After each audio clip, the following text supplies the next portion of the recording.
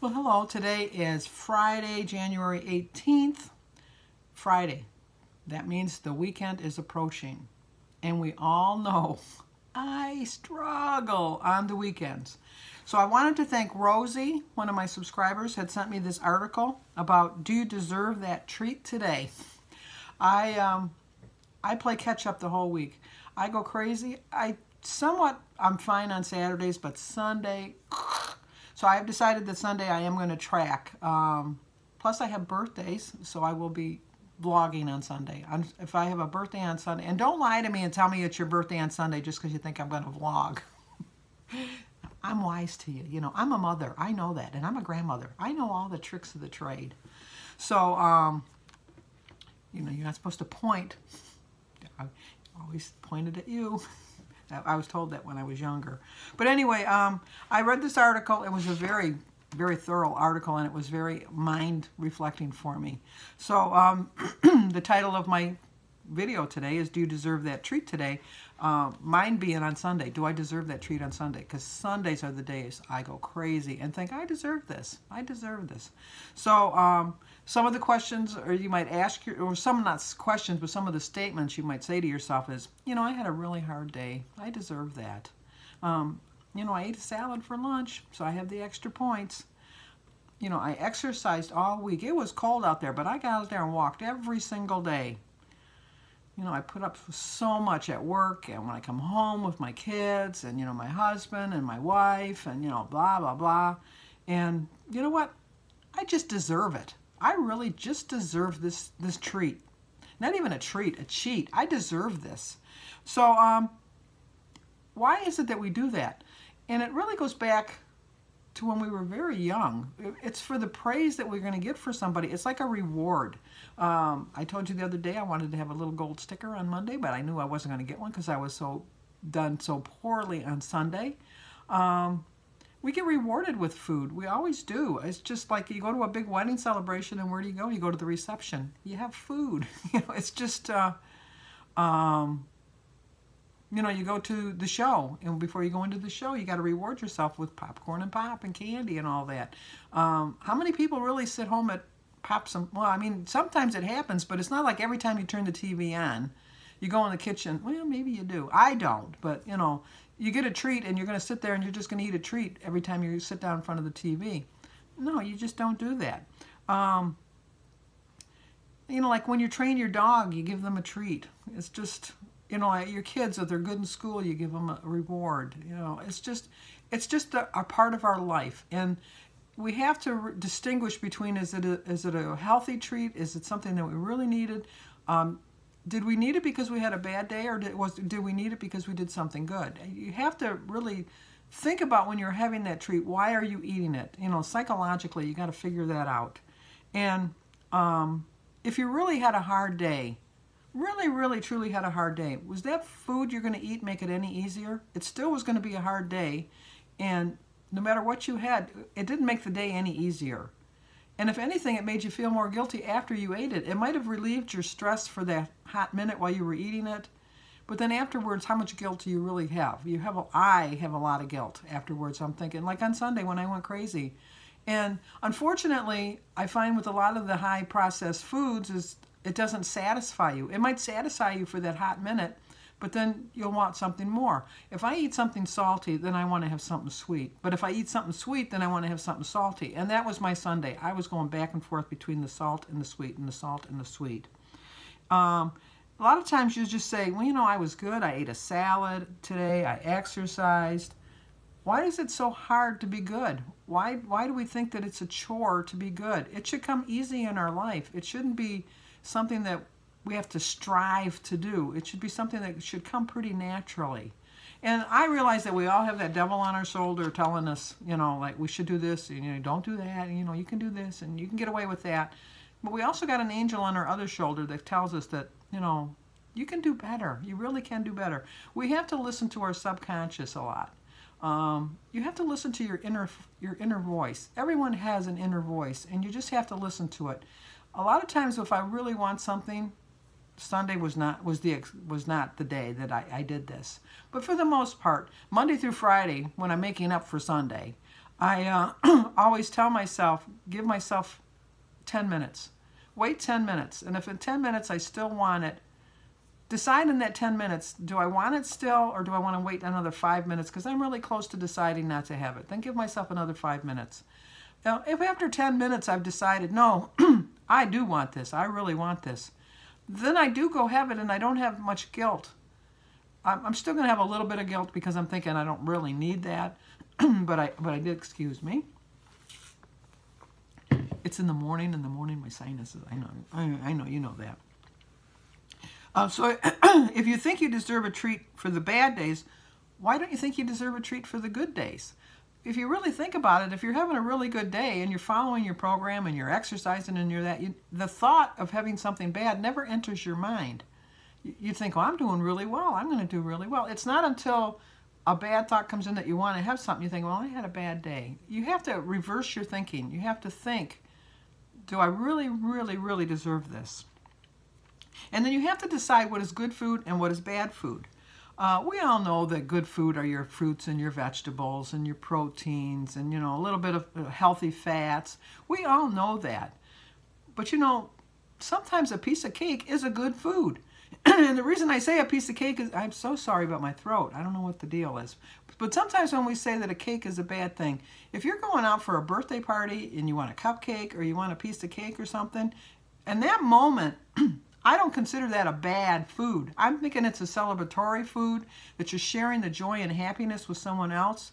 Now, if you go and have that second piece of cake, okay, then I'm thinking, all right, you've kind of crossed the line. But sometimes you just need that piece of pie. You go to someone's house and they make something that you never get, and it's something that you just absolutely love, but it's not a vegetable. Enjoy it.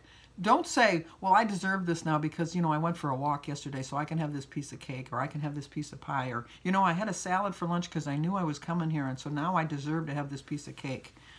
I love cake. Can you tell that? But anyway, you have to know that in some instances you can choose whatever you want. And I'm still going to eat my Suzy Q's. I went crazy on Sunday with my Suzy Q's. That doesn't mean I'm never going to have a Suzy Q again. I realized I made some poor choices on Sunday, and I didn't track them. I put the points on the box, but I didn't track them in my tracker. I need to start doing that because you can have whatever you want on Weight Watchers with Freestyle. You have to limit what you take, obviously. Figure out the calories if you want to. Figure out the points. Do whatever. But don't deprive yourself and then reward yourself because you think that you deserve it. We all deserve happiness in our life, and food is part of happiness. It just is. We use it for happiness and sadness and everything. We always turn to food, and that's just our way. That's just the way of our civilization. And we just have to know not to pick foods and think of them as good and bad. Just think of these as healthy and, well, they could be unhealthy. I understand that cake is unhealthy. But, if you think about it, it's got like some of the food ingredients in it. It has eggs. It has if you make whole wheat flour, things. But I know I'm trying to justify the cake. I'm just trying to justify it. And then I'm defeating the whole purpose of what I'm trying to talk about. So that just shows you how easily your mind slips to trying to make an excuse, because as I'm telling you not to make excuses, I'm trying to make an excuse. So it comes with part of life. And it's just something we have to figure out what we can do. And sometimes if you're relating food to easing stress, it tends to make you think that you've made a bad choice. Sometimes if you're stressful and you need that bag of chips, have that bag of chips. But just that one little bag of chips. Or measure them out. And just think, it's not going to make the day any less stressful. It's not. And it's not going to relieve the stress of the day. And it's not going to replace the stress of the day. But maybe it'll ease your stress a little bit. And I know I'm really being contradictory on this. But the more I talk about this, the more I understand from my own point of view that it's not going to, like a bag of chips is not going to relieve my stress. But if I wait and don't eat it at the moment that I'm having experience in that stress, I might just have the bag of chips. Whereas if I let the stress build up all day long and keep on and pile and pile and pile and pile, and then at the end of the day eat like a whole big bag of chips because I'm trying to fulfill that need, that wasn't as good as just having the little 1 ounce of chips, because I think the bags of chips, like the little individual sizes, are just an ounce, which are a serving size. And which is sad in my case is like when I open up a bag of chips and I see how few chips there really are in there in an ounce.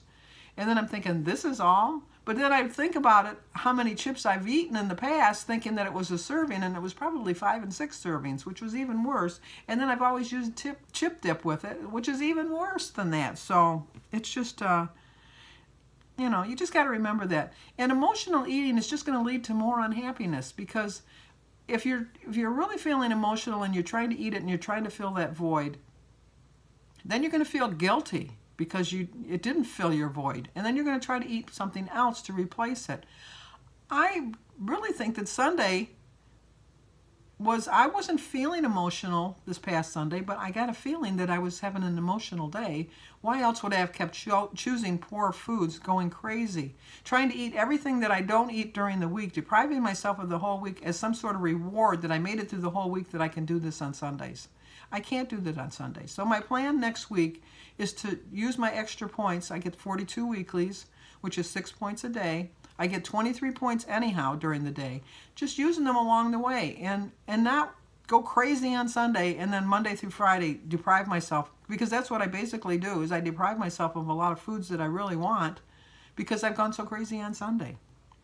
And we all know that when you eat healthier foods, it always makes you feel better. It really does. It's got all the right nutrients in your body, and it's like you wouldn't drive your car without putting oil in it. Obviously, you need to put gas in your car to get somewhere. And eating healthy is the food that you need to keep your body going and keep it working in the proper order.